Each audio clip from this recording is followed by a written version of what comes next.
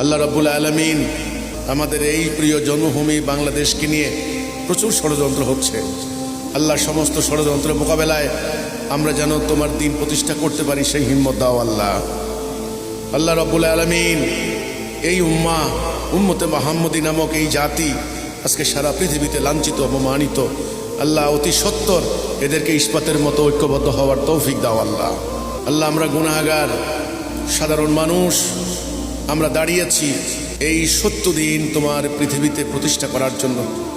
আল্লাহ আমাদের যে চরিত্র দরকার আমাদেরকে সেই চরিত্র দাও আল্লাহ, আমাদেরকে সেই মোমেনের চরিত্র দাও আল্লাহ।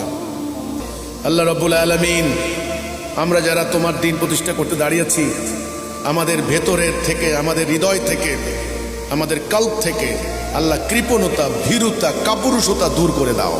হে আল্লাহ রাব্বুল আলামিন তুমি কোনো কাপুরুষকে পছন্দ করো না। আমরা যেন জিহাদের ময়দান থেকে না পালাই, আমাদেরকে হিম্মত দাও আল্লাহ। আল্লাহ তোমার সাহায্যকারী ফেরেশতা, সাহায্যকারী মালায়েক আমাদের জন্য প্রস্তুত রাখো আল্লাহ।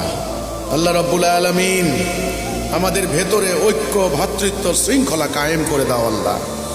আল্লাহ মানুষ তো কত ধরনের মৃত্যুবরণ করে মারা যায়, কেউ বুড়া হয়ে মারা যায়, কেউ দুর্ঘটনায় প্রাণ হারায়।